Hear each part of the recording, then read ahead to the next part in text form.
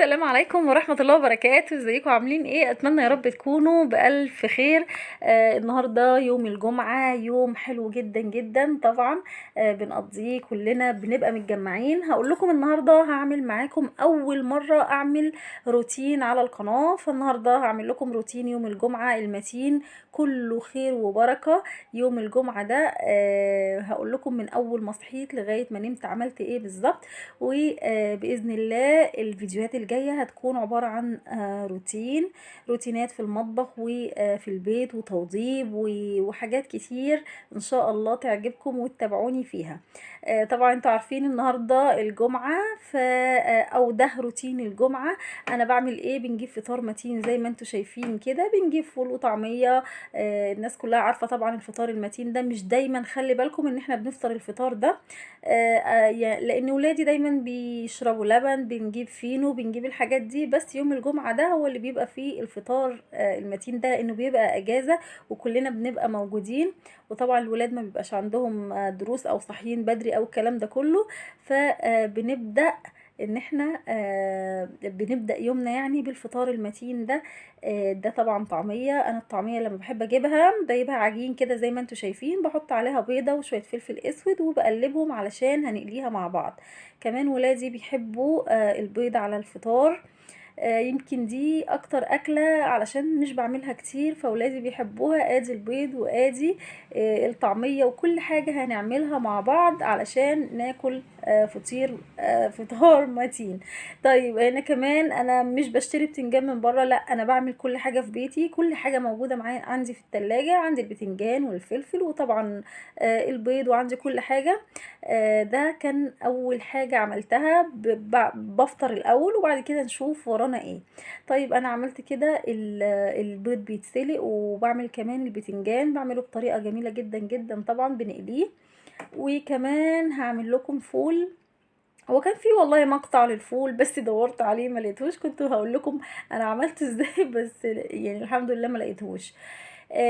هعمل ايه بقى؟ خلاص البيض على ناحية والبتنجان خلاص خلصته، هقلي كمان الطعمية. زي ما انتوا شايفين يوم الجمعة طبعا بيبقى شغله كتير جدا. الطعمية زي ما انتوا شايفين انا حطيت بيضة واحدة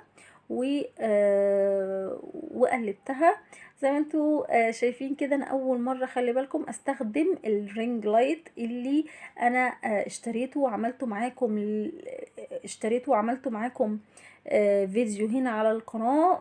بس بجد يعني عايزة اقول لكم انه حلو جدا وريحني جدا. كنت دايما بقى بستنى ولادي وتعالى صورني والكلام ده كله، بس بجد ريحني يعني. يا ريت كلكم تشتروا رينج لايت، هيساعدكم لو ما عندكمش حد يصوركم. بس انا كنت بستسهل ان ولادي يصوروني بصراحة. طيب انا كده عملت الطعمية وادي البيض والبتنجان. انا كمان بحشيه هريسة الفلفل الاحمر وطماطمايه او زي ما انتوا تحبوا. وهو ده كده الفطار بتاعنا المتين.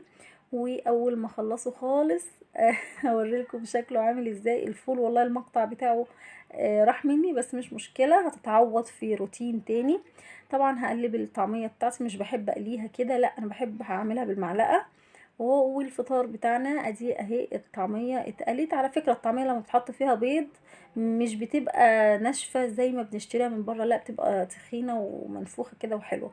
العيش بتاعنا الجميل والفول والطعمية في اسكندرية بيقولوا عليها فلافل، والبطاطس الشيبسي والبيض بتاعنا والبتنجان، وعندي كمان لانشون، وعندي جبنة مثلثات لولادي الصغيرين لان هما بيحبوا الجبنة والحاجات دي. ده كده فطرنا، هنفطر علشان نبدأ يومنا الجميل ونشوف هنعمل فيه ايه. كده طبعا احنا فطرنا، هنعمل كمان كوبايتين شاي كده عشان الدنيا تبقى مظبوطة معانا، ونشوف هنعمل ايه ونكمل الروتين بتاعنا ازاي. خلي بالكم في ناس بتبقى مدمنة شاي، الشاي ده عندها بيبقى حاجة مقدسة. فانا من الناس دي يعني ما معرفش اكل اي حاجة بعد، يعني اشرب بعد حاجة اي حاجة بعد الاكل غير الشاي. ده اكتر حاجة انا بحبها. ممكن اشرب كابتشينو لكن اكتر حاجة بحبها هي الشاي بعد الاكل ده. طبعا النهاردة الجمعة كمان، وبنستقبل يوم الجمعة بيبقى كله خير وبركة. وادي شعائر يوم الجمعة زي ما انتوا شايفين كده، صلاة الجمعة بيبقى يوم جميل قوي قوي. طبعا انا في يوم الجمعة كمان بنولع بخور، بس انا برضو المقطع بتاع البخور ده بما ان اول يوم روتين على القناة، برضو لسه متلخبطة. ده السمك السنجاري بتاعنا عملته، طبعا هتشوفوا الفيديو بتاعه عندي هنا بالتفصيل الممل. ده كان غدانا النهاردة ليوم الجمعة، عملته هتلاقوه قبل الفيديو ده ان شاء الله، وهتلاقوا طريقته جميلة جدا جدا، سهلة جدا وبسيطة. جربوها وهتدعولي ان شاء الله.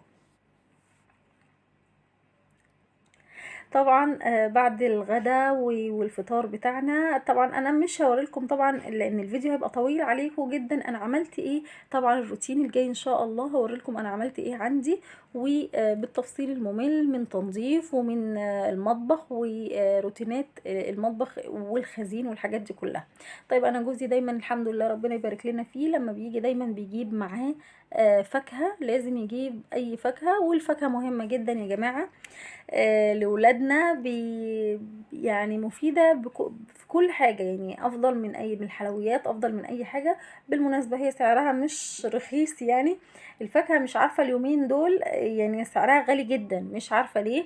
ده عنب تقريبا ب17 جنيه حاجة زي كده، برضو مفيد جدا. والفاكهة عموما، وفاكهة الصيف احسن من فاكهة الشتاء، بتبقى فاكهة كتير جدا و وبتبقى مفيده. بصوا ده كمان هنا جاب لنا تفاح وموز، دول اللي لحقتهم، وكمثرى كمان دول اللي لحقتهم من ولادي. يعني اول ما بيجيب الفاكهه جوزي ولادي دايما بياخدوها منه، فهو دوت اللي لحقتهم منه عشان اقول لكم على الروتين بتاعنا.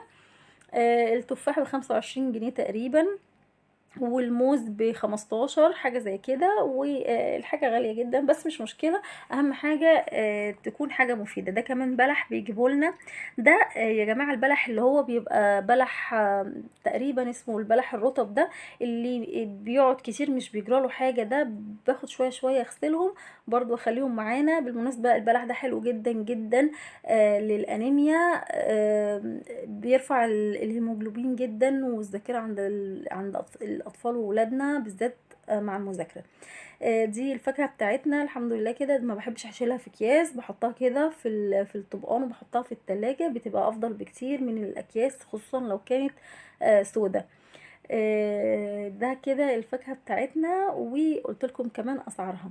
كده انا خلصنا طبعا، والعشاء بتاعنا احنا اتعشينا طبعا وختمناها بالرز بلبن. عملت رز بلبن تحفة جدا يجنن، بعمله على طول علشان ولادي بيحبوه، بتبقى حاجة كده سهلة وخفيفة. يا رب يكون الفيديو عجبكم، ويا رب يكون يومي عجبكم، ولو عجبتكم في الروتين قولولي في الكومنتات، وان شاء الله هبقى اعمل روتينات تاني. وما تنسونيش في لايك والاشتراك وتفعيل الجرس علشان يوصلكم كل فيديوهاتي. والسلام عليكم ورحمة الله وبركاته.